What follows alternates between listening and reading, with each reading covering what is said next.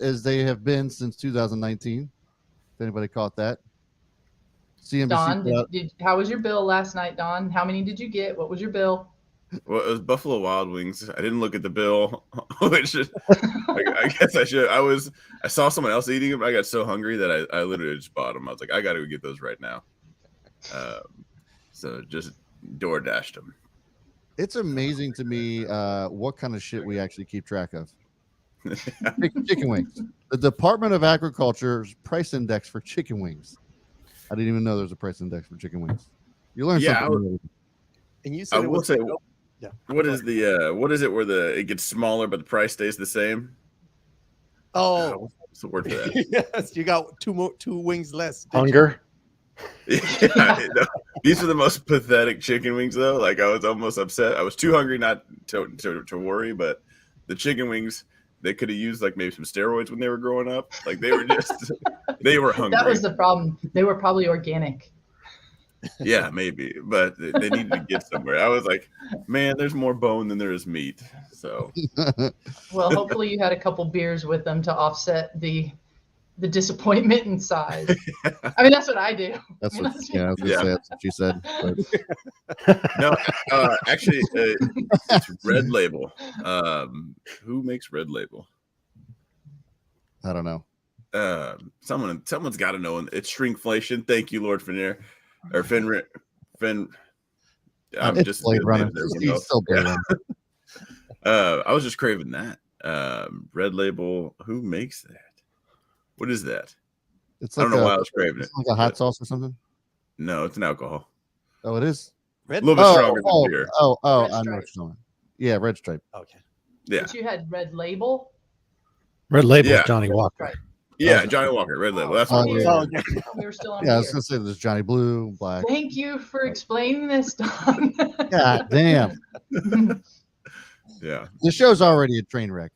Exactly. It's like our first show. Crypto, stocks, crypto stocks. Right. So anyway, chicken wings. Chicken wings. Chicken wings. That is important. That's something we can all get behind. It is important. That's why I brought it up first thing right out of the gate. So chicken wings are prices not seen since 2018, falling to about 168. Just in time for tailgate season. Well done. It is in time. You ready to I like that David in the chat got my inside joke. David caught it. Yeah, that's why I said that's what she said. Next up on the docket this morning, just for me personally, was this craziness with Bed Bath & Beyond. This morning it was down as low as 44% and absolutely getting crushed. So there was speculation that Ryan Cohen was going to sell all of his stake in Bed Bath & Beyond, which was a shit ton, 9.4 million shares to be exact. And he actually did. So he filed the 13D on the 17th, came out yesterday that he actually indeed sold every single penny of that. And I believe he turned a little bit of money into a lot. I think it was like 400% he made on this. And you can kind of see, you can't really see all that well. Let me see if I can zoom it in a little bit. But he sold a lot of it. Most of it came, I won't say most of it, but there was a decent amount that came at the highs. We had Bed Bath & Beyond got it to around $30. Looks like most of the sales here were in the upper $20 range. So he made out like a bandit. Hold control and then scroll with the mouse wheel. Oh, there we go. Like a boss, Don. Thank you, sir. But yeah, those are your numbers here. So he sold shares as high as $29.21, and they got to $30 on the dot. They nailed it. Somebody was left holding those bags. I know.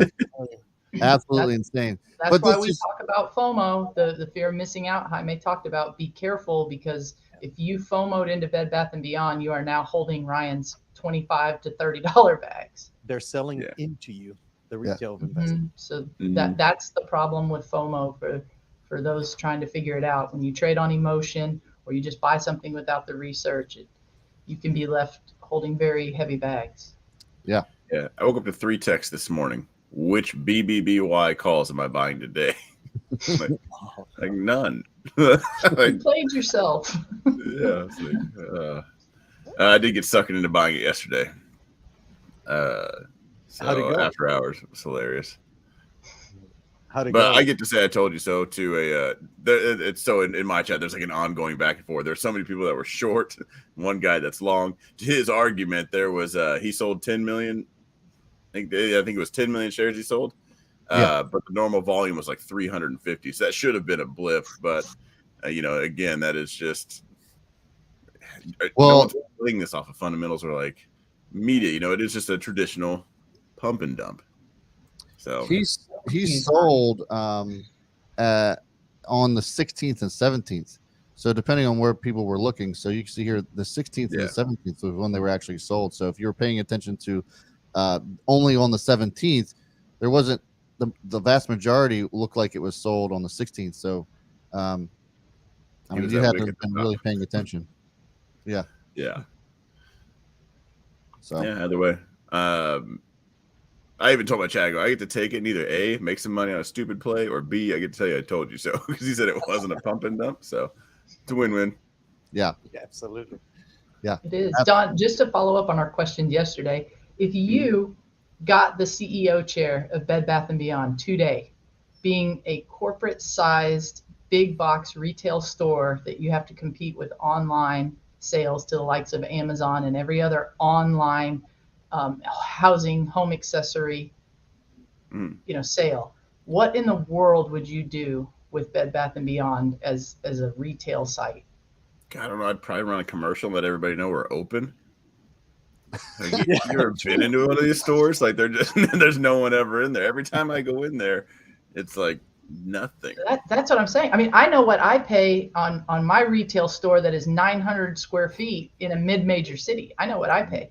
Bed Bath & Beyond has some of the most expensive retail in the highest, price cities, and their stores are not small. These are massive lease notes that they're having to be responsible for. I don't know who goes in there to cover all this. Yeah. At least they only have like 2 employees though, so that's one at the cashier, the other there's like the one person at the register who's got to answer. The only other person that's there who has 9,000 questions. Like that's it. They failed. I don't know. Man, what would I do? I don't know what you do there. Where do you start? If anybody in the chat has an idea of realistically, where would you start if you were CEO today? That's a hard role. Yeah. Can they just merge Bye Bye Baby instead of selling it off? I mean, that's what is it? Kohl's and Sephora are linking together to try to save each other. I mean, Yeah. So it's a possibility. I think it's a good start. You could be an Amazon affiliate. Whole Foods type. They can come return their stuff at the store. Yeah, and then ship to Amazon when people order. They should stop taking returns of products not bought at their store. Oh, they do that? Oh my god! Wow. That in the the 20% coupons you get in the mail, they always honor them no matter what the expiration date is. Yeah, that's like Kohl's though. Nothing like that's just to get you to think you got a good deal. Like anyone that thinks they got something on sale at Kohl's is just kind of silly. Like it's always on sale. Please explain that to my wife because I've tried and it doesn't work. My fiance and I do this all the time. I hate going into Kohl's for that exact reason. I spent $500 today. I saved $400. No, you spent $500 today. That's what you did. Exactly. Everything's on sale all the time. Nothing is on sale then. If everything is important, then nothing is important. You just lost. Yeah, it all breaks out. It's all even now. Oh, but I got $80 in Kohl's cash I can use next week. Yeah, because you'll walk in and spend another $120 on top of that. Yeah. Exactly. No, I think the actual gift cards are great because I think the actual statistic is you typically spend 4 times the amount. Anytime they hand out that cash, I think it reverts to 4 times the amount when they return. Really? So maybe Bed Bath & Beyond should do something like that. It's just so niche. They need to tap into the Beyond part. Like we get it. You have pillows and you got like some random, they got like a ninja fryer and a foot massager. There you go. They should merge then maybe with Best Buy because if you're in Best Buy, you're buying something for your house anyways, just on the electronic side, Yeah. And then you can go over and grab some towels too if you remember yours are full of holes. I mean, that would make sense. A house is a house. That would compete with Walmart. if they did that. It'd have everything but the food. But then you have quality issues. There's a reason I go to Target Yeah. I think when I there's can. consolidation in the industry. Yeah. You So pay for if your Bed Bath, company. if Bed Bath and Beyond merged with Best Buy, would the Target people go there or the Walmart people go there? Ooh. Well, you're going to get your techies. That's a good question. That is a good, real good question. Man, you're a good CEO, Don. I would say Target. I would say Target people, but I don't think it would be as many moms. I think moms still go to Target because they have to shop and get all that stuff. I think you pull more of the family, your kids, your teenagers, and your dads into the Best Buy, Bed Bath and Beyond merge. Yeah, Anyway, I feel like these hypotheticals are fun. Oh, hey, maybe we need to write that down. Come up with some more of them. All right, good stuff. So I just wanted to shout out our viewers right now because we have peaked. It's on a Friday. We saw our highest amount of concurrence so far. So certainly appreciate you guys tuning in this morning. If you could hit that thumbs up, we got 13 likes, which is actually pretty damn good for only having about 20 people in here. So thanks for that. But hit that thumbs up if you haven't done so already. Yeah, 6 of you missed the likes based on the stats. Yeah, what the fuck? What's wrong, What are you doing here? what's wrong with you? There you go. Thanks. So anyways, let's get into some crypto stuff. So Greg, you and Jaime are involved with our Catawba friends, and I wanted you to kind of speak a little bit as to how they're getting involved in crypto and in Bitcoin in particular.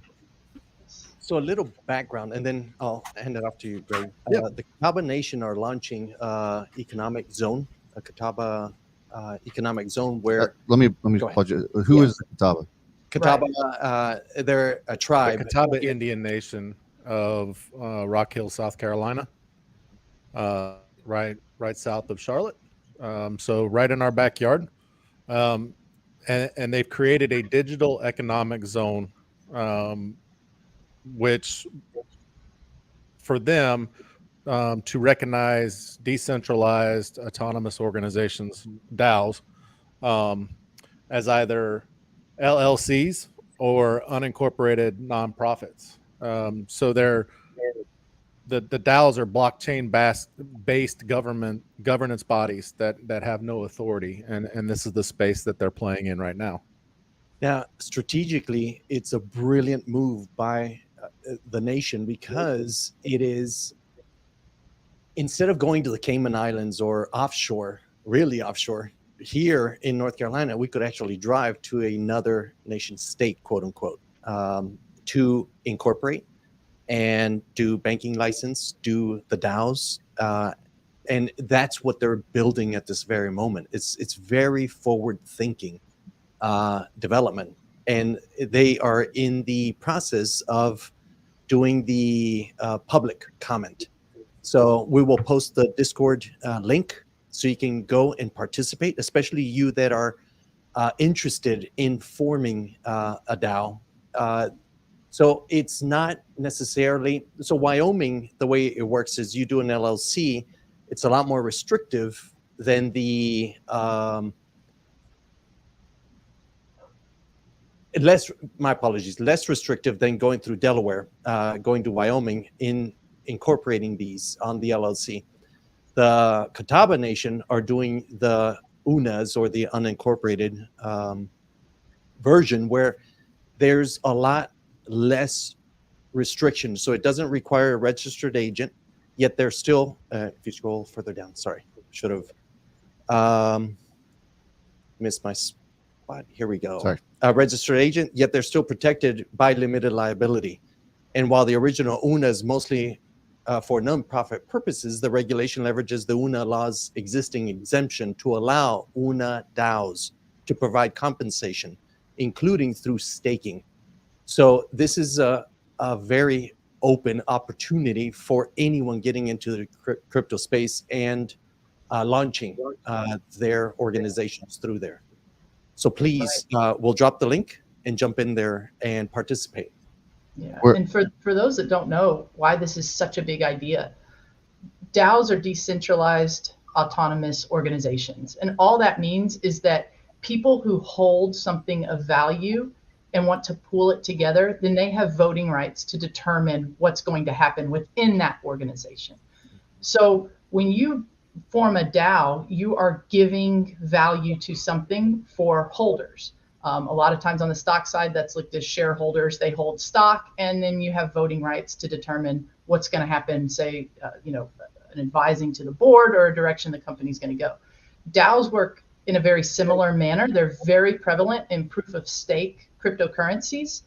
And a lot of times, in order to have governance rights, you have to be a part of a DAO by holding the principal asset of your proof of stake protocol. It's usually the coin, that's associated with that protocol. And the more that you hold, you get a little bit heavier vote with that. But DAOs can come together with AMMs, or automated market makers, and you can have value in a pool that is driven by smart contracts and 100% driven by computers. So you take the human element out of it completely, which is outstanding for things like corruption or anybody who has bad actor tendencies. It takes all that away completely. So this is a big deal that Catawba is looking to make LLCs out of this, because like Greg and Jaime said, we have an own independent nation for business within our own shores. We don't have to go to Sweden or the Bahamas or anywhere else. This is a novel idea that something like a nation state can only do, just with their regulatory abilities within this country. And they're looking to do a lot more crypto friendly so they're trying to eliminate double taxation, a lot of other benefits that you get as an organization. So we are posting the link now on our chat, and we will also post it on the comments below once we release the video. Yeah, and this is cool too, because anybody can make a DAO. Like, you can go to DAODAO.com. That's DAODAO.com, and you can make a DAO right now. That doesn't mean the DAO will have value. You have to, have something behind. Usually, like I said, it's a protocol token or an NFT these days. If you are a holder of that, then you add value to the pool. So, for an example, for those that might still be a little confused on it, if you have Beanie Babies, you have a group of people who love Beanie Babies. You and your group of Beanie Baby owners can go to DAODAO.com, basically hold NFTs for each Beanie Baby that you own, put all of those NFTs into a smart contract, and now you have a pool of NFTs represented by real assets that these group of people hold. And then you can transact as a business through that DAO that has value anchored by your Beanie Babies, right? That's a very simplistic idea, but you broaden that to things, like real estate or actual, heavy valued assets, exotic cars, or whatever, whole businesses, whole corporations. You can see the implications of this tiny little seed that Catawba is taking with this idea, where that could grow to. So, I mean, this is really interesting stuff. So you're going to hear a lot more about it because we are participating with them. We believe in exactly what they're building. Yeah, we're participating through Medify. I mean, we want to be a giant trumpet for the Catawba Nation on what they're doing and just how innovative, forward-thinking it is. Their heart's in the right place. Their ideas are forward-thinking. They believe in legacy. Some of the tribe elders that we've met with, their legacy that they want to leave to the younger generations, it is perfect. And this is a great novel idea that they're moving forward with. It's just simply going to be the standard for other businesses down the line. It's awesome. It is awesome, and all good stuff. So thanks, guys, for sharing that this morning.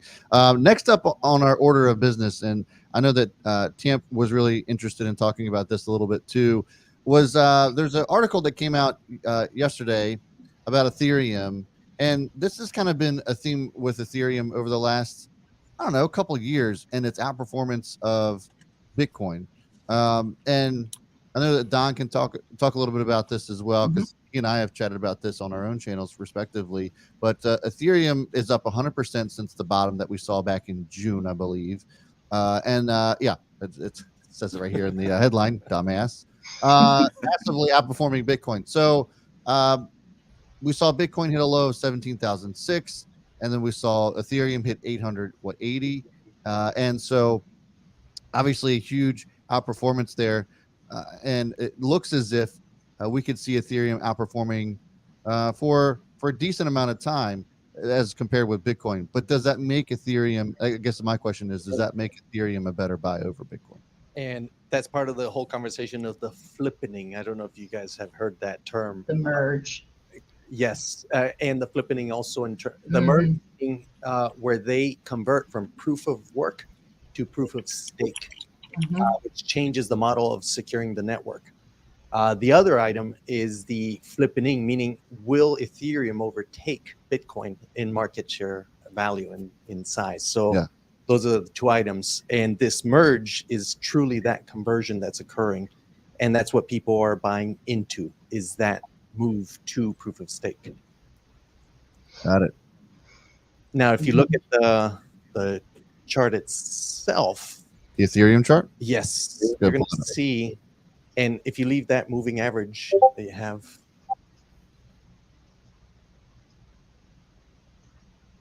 This is your daily chart on Ethereum. perfect. So you're seeing a pullback. So the big question is, will it bounce at around the 1519 or 1600 level and continue up or continue down?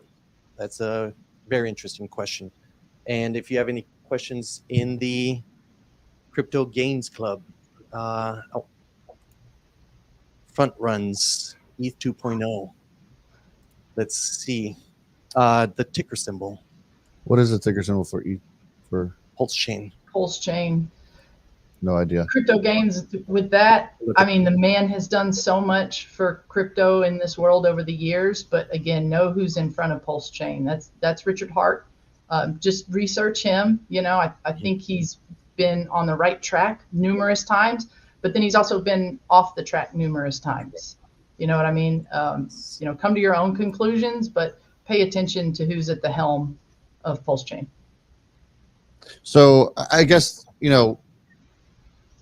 my question is, Ethereum outperformed before even now, like over the last couple of years, as far as Bitcoin's concerned. 21, it outperformed Bitcoin, the performance there, and in 2020. So does it make sense to just own both, or does it make sense to own one or the other? I'm sure there's a lot of people, especially in my, in the traditional finance community, would be like, well, why don't I just go after Ethereum, because that's the one that's outperforming better than Bitcoin at this point. Bitcoin just seems to be slowing down more and more. Why would I waste my time? So what's the argument? However you guys feel about it. And Don, do you have anything on that? Because I certainly have my idea of why these numbers are the way they are right now. Yeah, I get back and forth so much, to be honest. That's why I just stick with buying them both. There's times I thought, like, I'm going to lean it. I think I'm going to lean it towards Bitcoin now. I haven't made the change. I like the Ethereum run up. I buy both of them every week, so I'm not entirely too worried about it. DCA. Right. Yeah. Yeah. So, everyone always says, like, I don't really care what my average is. It goes up when the price goes up. It goes down when the price goes down. I've been back and forth because I get the Ethereum argument, and then I get so gung-ho about Ethereum, and then I'm talking to a Bitcoin person. I'm like, I got to get more. I got to own more coins. I'm always just like stuck right in the middle. Like the flipping, I don't. No, that's care. fair. Yeah. And you have to look at the purpose of the coins too. Or for example, Bitcoin is a protocol for money, and you look at it as a store of value. So it's more like digital gold. The reason it was created. Yeah. Ethereum is more to process transactions on the corporate level, businesses, etc. So create this global ledger of transactions. So you're seeing a lot more push from the institutions, and they're giving leniency to Ethereum because it's easier to understand what the function is of Ethereum, which is this global ledger of transactions to validate supply chain logistics, record all the transactions themselves, and put it in a publicly visible ledger. So it's two different purposes. Go ahead, Don. Right. Oh, I was just saying, I always just visually, how I described it, and you guys can correct me if I'm wrong, poke holes in it. I always looked at it as Bitcoin would be the gold and Ethereum would be the dollar, like the store of value, and then the transactional one. They both have a purpose. Yeah, that's fair. I think that's fair. And I think to answer Brad's question, I don't think you're wrong if you hold both. Both can make you money for sure. Most people, to simplify it, Bitcoin is savings, it's your store of value. Ethereum is there for transactions and business. So do they both have a purpose or a place? Of course they do. But part of the reason I think the numbers are the way they are, and that title is misleading, because to me, if I don't know much and I read the title of the article Brad just put on screen, it shows that maybe Ethereum is the better, quicker developing and going to overtake Bitcoin type of protocol. I do not believe that is the reason for the prices right now. You do have what was referred to as the flippening or the merge. What the merge is that Ethereum right now is a proof of work coin, like Bitcoin is. You have to use miners to produce the coins, and then they go onto the protocol. Ethereum, for multiple reasons, Vitalik is probably going to use politics to say he wants more green energy, but what really is going on is that Ethereum, their gas fees to transact on that platform are sky high. You can barely use the platform at times because you have to pay fees to move around, and it's just so expensive to do. So Ethereum is saying they're going to move to proof of stake. They're going to move off of proof of work to proof of stake. That's what the merge is. The problem with that is the merge has been pushed back for almost 5 years now. We are at a time now where the merge is scheduled for this September 19th. Maybe it'll get pushed back again, maybe it won't. ETH maxis are going to tell you it's not going to get pushed back this time. There's test nets in place. It's been tested, on their test nets and is active and is working. So the 19th is the last day that Ethereum is going to proof of work. Those people who have been watching from the sidelines that continue to get it, watch it get pushed back and pushed back, they understandably might disagree. We'll see. Yeah. But when that happens, when the chain forks like that from a proof of work chain to a proof of stake chain, if you hold the old proof of work, the original Ethereum that you buy right now, if the merge on September 19th actually happens, you will get the exact same amount in proof of stake coins that you currently hold with your proof of work Ethereum coins. Okay. In the test nets that they're showing right now, exchanges like Binance, Circle, even FTX, they can only really hold one or the other. They're not going to hold both. Those big exchanges have said, hey, we're going to hold the new proof of stake, the new merged ETH. So you can see right now in their test nets that the proof of stake coin that ETH is talking about merging into holds like 92% of the value of ETH right now. And the old, or what's going to be the old proof of work coin after September 19th, it went from like 8% of value down, and I think it's like 3% now. So the issue with that is that people are buying up ETH, because they'll know they'll get, because they know they'll get their double the coins in the proof of stake coin should it come out. And B, because they think that once ETH does go to proof of stake, your ability to use the protocol will skyrocket because the gas fee issue is supposedly solved at that point. So we will see. Absolutely. So real quick, which one, side bet, which one do you think comes out first? The Tesla Cybertruck or the Flip? If you're asking me, the Cybertruck. Yeah, the for Cybertruck. Sure. Even if ETH merges September 19th, get ready, guys. You're going to see hacks and smart contracts go down right and left. It'll be like ETH 1.0 all over again. So just be ready. I don't think a lot of people realize that. So like hotcakes. You'll see. I mean, you're going to see it. Something's going to happen. You'll have a hack. It'll dive down. It'll come back up because they're going to fix it. We had this conversation earlier. Like you have to go through some learning curves, and unfortunately, that usually means hacks or bad contracts. Something's got to go wrong in order for it to be important enough to fix. For anyone watching, what about tossing that on a ledger? ETH? Tossing ETH on the ledger? Yeah. You can. Yeah, and can you stake from a ledger? You can stake from ledgers. So if you move it to a ledger, might as well stake, but why just hold it? And one of the benefits of the conversion is that now it becomes deflationary instead of inflationary, Ethereum itself. So that's what gives it its tokenomics of growth and value down the road. But it has to deliver. No hiccups, It does. no massive. September 19th is a big day. That's why the numbers are running wild right now. Is people think the merge will actually happen on the 19th. And hey, maybe it will. Maybe it will. I mean, 5 years of kicking the can down the road, maybe September 19th is the day. I mean, there's a lot of reasons why people think it is with the test net, but time will tell. So what would you do with it? If you're holding Ethereum, are you just preparing for a storm, going to hunker down, or you try to toss everything to a ledger or sell it? Yeah, I mean, I did this with the last ETH, when Ethereum forked into Ethereum Classic, and then when Bitcoin forked into Bitcoin Cash, I did these same things. I hold the original asset, especially when it came to Bitcoin. I hold the original asset and kind of let the water settle. Most likely, if the proof of stake coin merge does happen, the price of ETH will skyrocket until something happens to make it crash. So if it was me, I would hold the proof of stake coin, let it skyrocket, and then when it's almost too good to be true, go ahead and sell it, because something's going to happen in proof of stake that's going to have it come crashing back down, just as a reality check or a bad smart contract. It's going to happen. It's happened with Bitcoin Cash. I think when I got my equivalent Bitcoin Cash after it merged, I think I wrote it up to something like $412, something like that, and went ahead and sold Bitcoin Cash, but I didn't believe in it at the time. So that was my reason.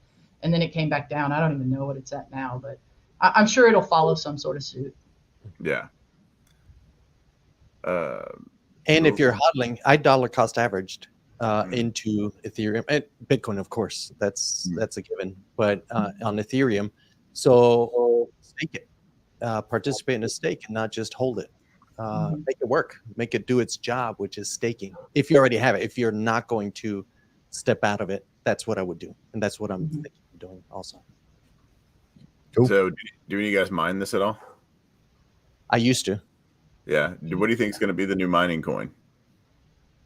So Tampa, I'll let you run on that. I know you got. No, I'm not a miner. So with Greg, we're running experiments actually. We got the Gold Shell KD box, which is the Cadena chain. There's also, does Adam Cosmos, there it is, there you go. So we just ordered it, and we're gonna start a mining experiment channel here on the Decentralized TV.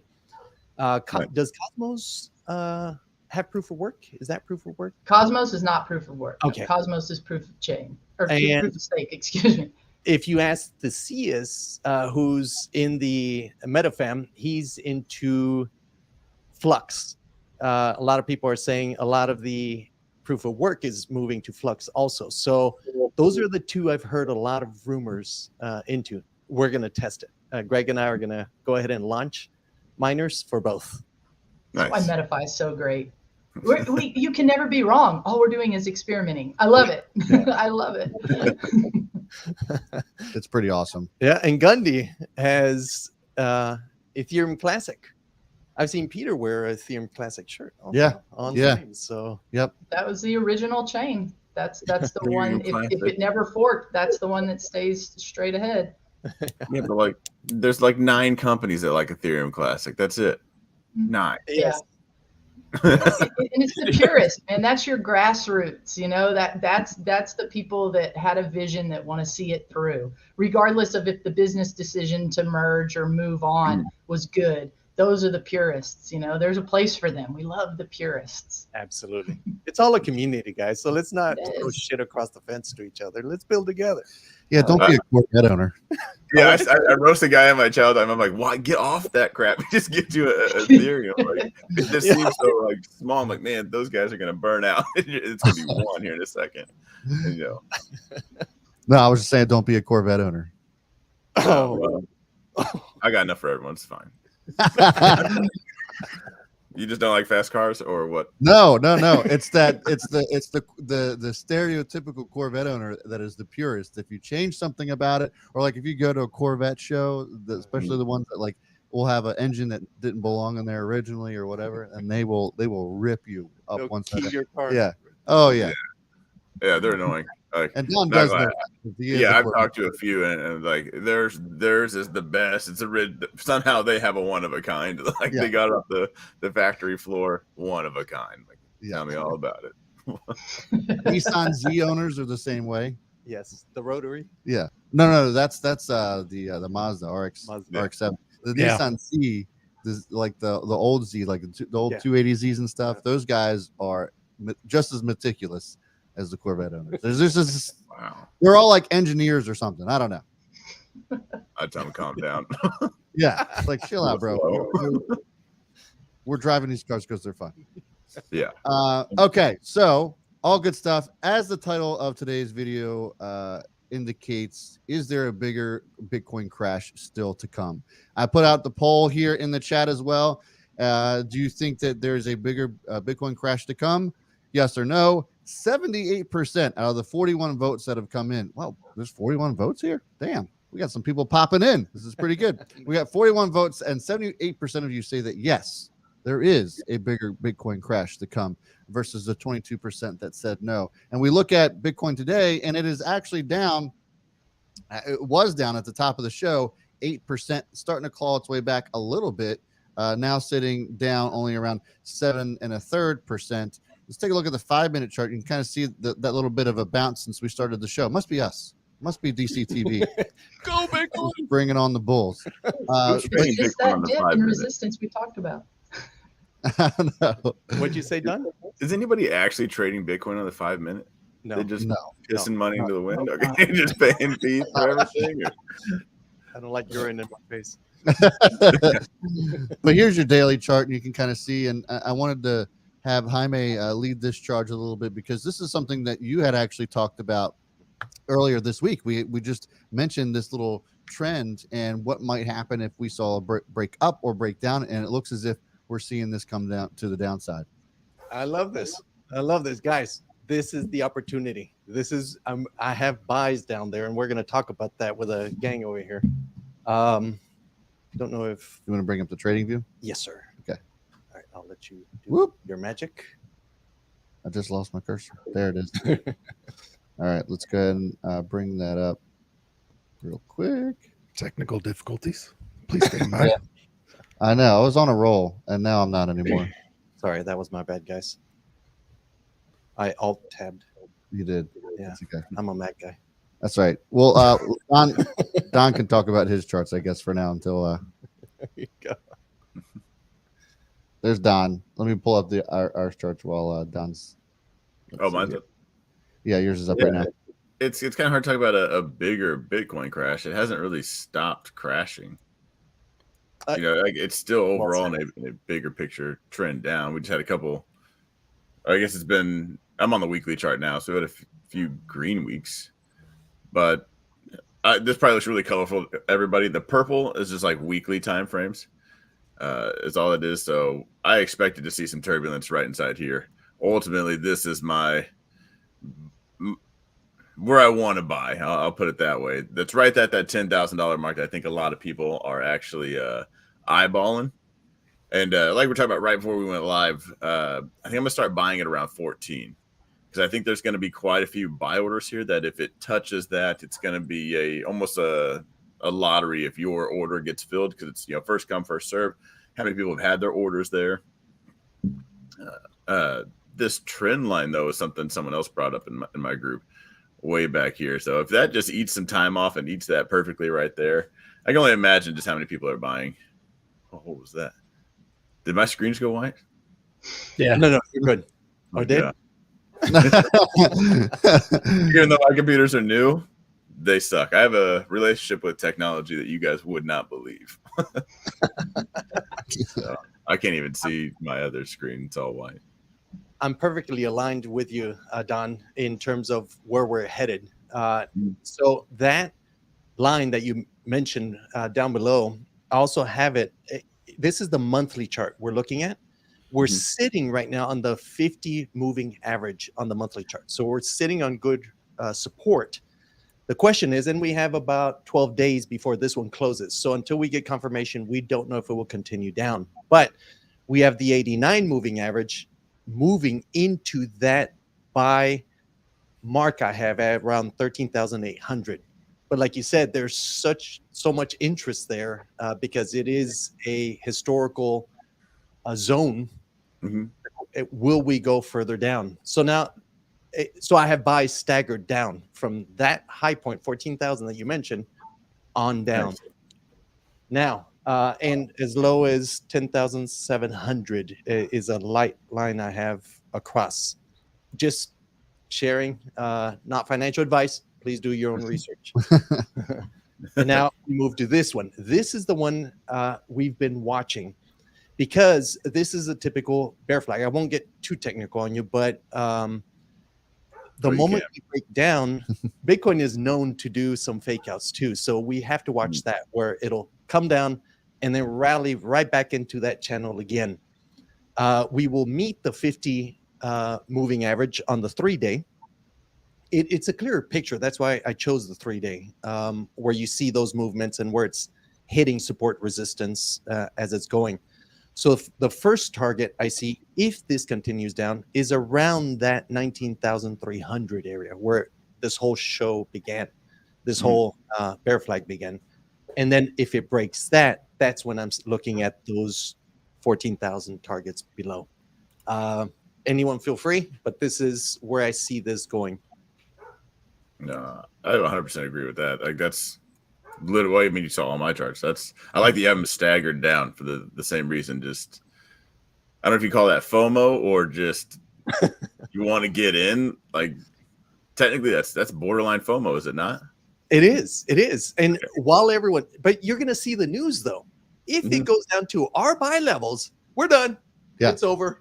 Yeah. Bitcoin's dead. Yeah. I knew it was a scam, you know? Yeah. And you know how many times I've heard Bitcoin is dead though? Bitcoin Yeah, there's a great obituaries.com. website that talks about that and the number of times it's been mentioned. Bitcoin obituaries.com. And Bitcoin and Ethereum have both crashed more than once, 85%. That's what I say. Like Bitcoin and Ethereum crashing 85% is like the S&P crashing 50%. Like that's when you just start buying, and both of that lines up with the 10,000 on Ethereum, Bitcoin, and 700 in Ethereum. So like I'm all about those numbers right now. That had nothing to do with why I drew those zones there, but just the way it all lined up, I don't care as long as there's buyers there. Send it. It's funny. I have the same levels you do on both. So whatever doesn't hit on my Bitcoin buys, I'm actually going to put them into these other projects like Ethereum. Oh, nice. And the non-trader, which is me, my stinkiest bids for Bitcoin are down to 12,000. I don't necessarily think we're going to go below that, but again, I'm not the trader. But the purist in me and the person that's trying to look at everything, and me, I just buy and hold, and I'm looking at everything around it. My gut tells me that come November we're done. We're done with the crash. That we are off to the races November. Absolutely. So the stinkiest bids that I have until that point are 12,000 ish, that range. That's the lowest. I think I have them scaled 15, 13, something like that. But my gut tells me come November, if we don't hit these numbers that all of us are talking about, these lows, we're to the races, ladies and gentlemen. That's what my gut says. Anyway. I'm with So you. how do you buy? Do you just randomly buy, or how are you averaging into these coins? Well, I dollar cost average for sure. But when you have a big dip like we're in right now, when we're in a bear market and have these big dips, I'll go ahead and put some extra change towards that. But the dollar cost average, I personally buy weekly.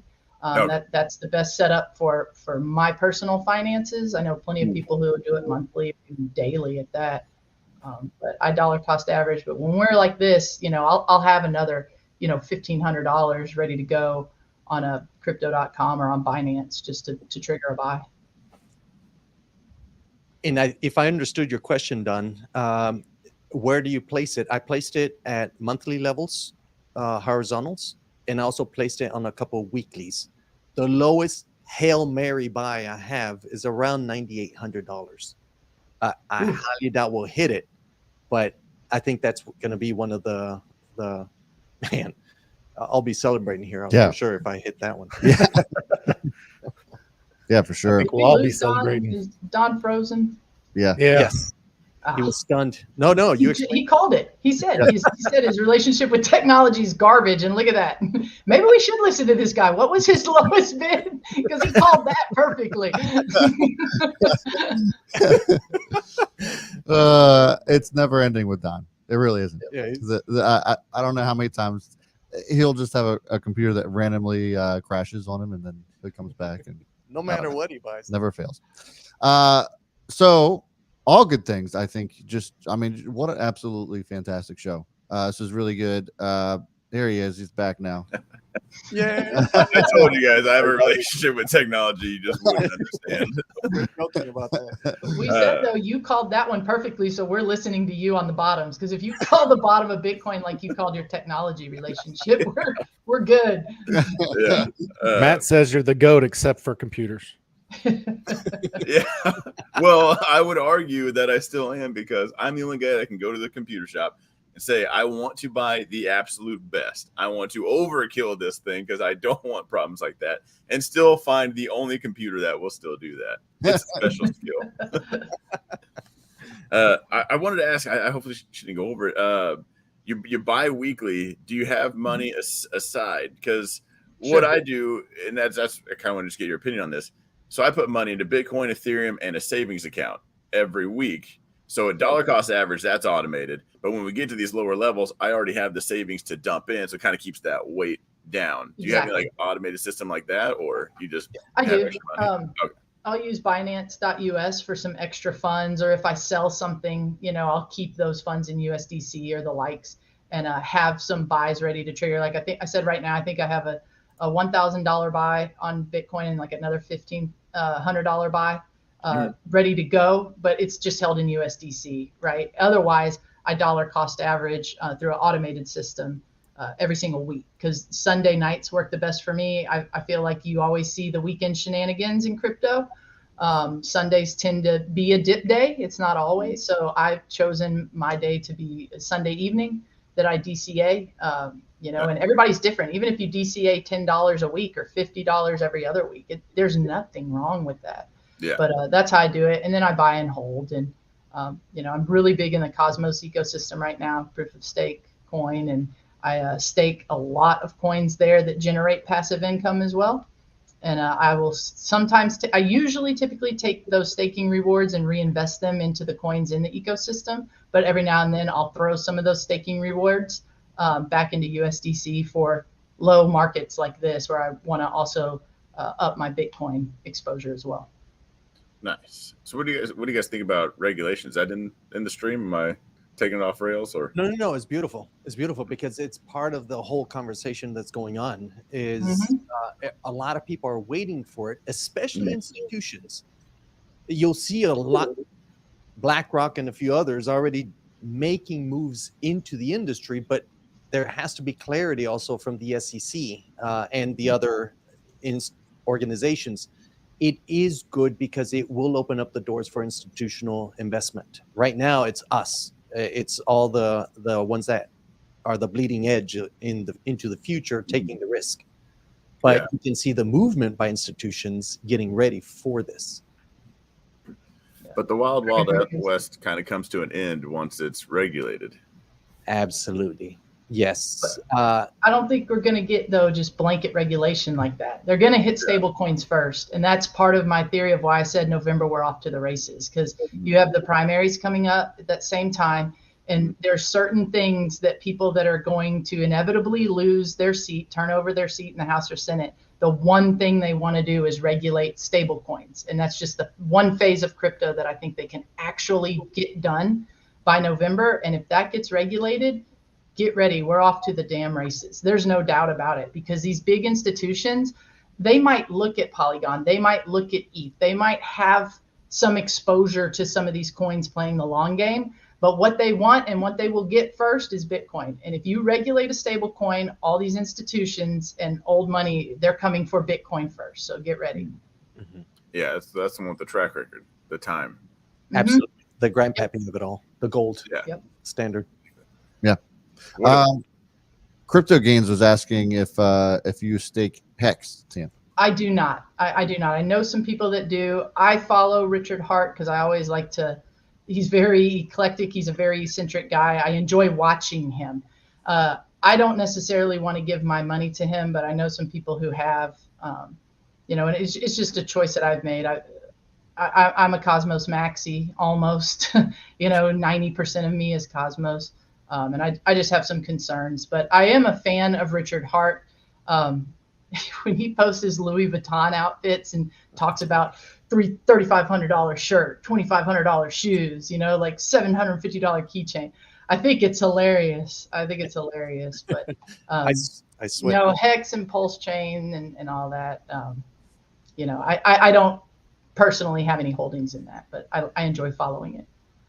And I love our community. Gundy's statement is Hex is Big Connect Junior. Changed my mind. So, we love Connect.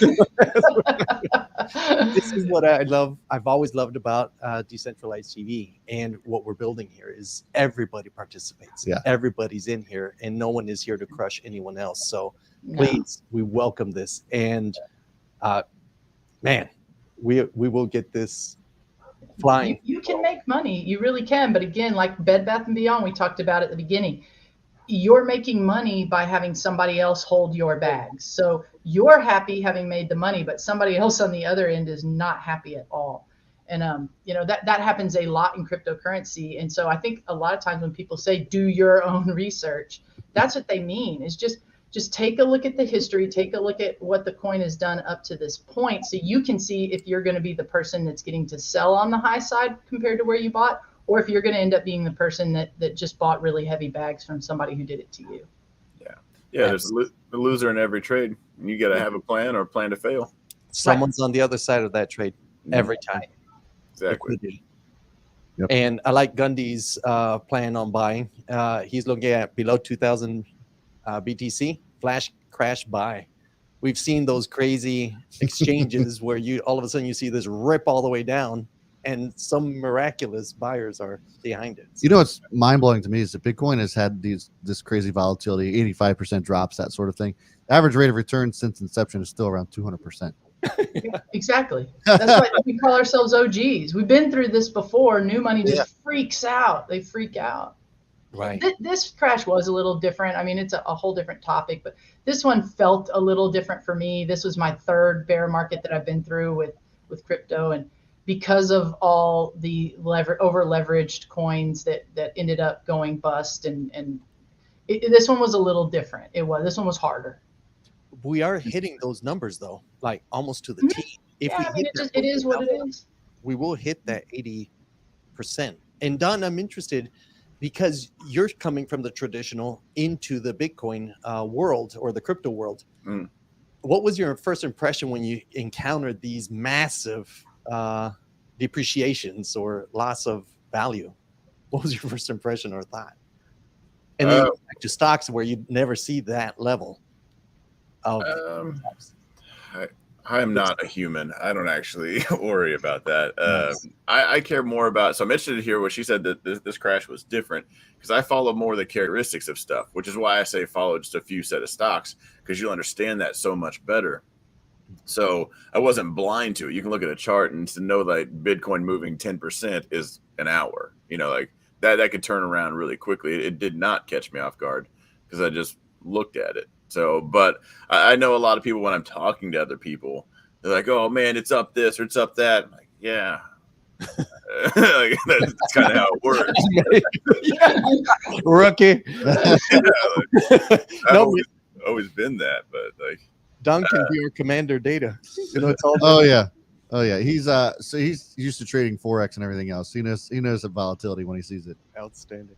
But why do you think this one's different? That's what I'm curious to hear about, because I didn't think it felt different. It looked the same to me as the other ones. Because of just the absolute wrecked, the level of wrecked that happened. You're talking major money, all the way from like the Luna crash. I mean, you're talking 43 billion dollars in 72 hours, and then the cascade that happened after that. That was new. That level of wrecked was, it just felt a little different than just an organic shakeout that we've had in the past. And our organic shakeouts in the past have been 85% plus. but you could see what it was. This one, really starting with Luna, the way that it crashed, how hard it crashed, and just the snowball cascading effect of major multi-billion-dollar agencies, it was just different in that regard for me. It was a different type of crash. I think it's an evolution. Oh, sorry, Don. No, I was gonna say this is just big money coming in finally. You guys are used to seeing. Agreed. Okay. Agreed, which is why I don't necessarily think we're going to go a full 85% dip on this bear market, because we have a certain set. I mean, just look at Michael Saylor alone in MicroStrategy. His input to Bitcoin alone, I don't think is going to allow it to dip all the way to 85%. I just don't. We have institutional money propping us up into higher lows like we've never had before. So we're going to hit lows. I think it's going to be a higher low than the 85%-ish that we've dipped in the past. So when do you guys think the new money came in? Because I'm pretty sure I don't know how early I was, but I actually watched it live, and that's when I started going crazy on Bitcoin. What level do you think they started coming in at? Last year, I believe. I think they've been in. Or so. I would argue around the 20,000-ish, like 16 to 20,000. I think they were really starting to buy it up quietly, and I think they were kind of the test markets for corporate America, or just corporations in general. I think you saw a lot of it with Saudi oil, that were buying a lot on the backside when they have all this millions of dollars a day in oil. They have to put it somewhere, and you can't manipulate markets in a certain way. So I think they were buying a Bitcoin on the backside. And as soon as the stablecoin regulation hits, I think we are off to the races. And when you saw Andreessen Horowitz start dumping into altcoins and other projects. Yeah, it moved a lot. And of course, it's going to all go back to Bitcoin. It's a big reason of this shakeout, but we need it. We needed this shakeout. But this one, it just felt a little different. This one hurt. A lot of people got hurt on this one, not just silly trades or people not knowing what they were doing. A lot of people got wrecked in this that I haven't seen the likes of in former bears. Got to build that foundation. Someone's got to get hurt. The 300, they were awesome. They all got smoked. Yeah, this is great stuff, man. I can't believe an hour went by already, guys. This is pretty amazing. We got our first week in the books. Let's go for DCTV in the morning. So thanks so much for tuning in, guys. And we had our biggest turnout this week as well, which is pretty awesome. So before you head out the door, make sure you hit the thumbs up. I certainly would appreciate that. Don, thanks for joining us this morning. It was Thank you, Don. Great insight from you as well. That was awesome. Thanks, go Don. check him out at the Don Fran Show on YouTube and everywhere else as well. You can find us at Hello Medify and on your favorite social media platform. Tam, where can they find you? WacoCBD.com. There you go. And Greg. The Medify.co, Hello Medify, Medify Ops on Twitter. We're all out there. Reach out and give us some feedback. Perfect. Thanks so much for tuning in, guys. Have a great and safe weekend. We'll see you Monday. See you guys later.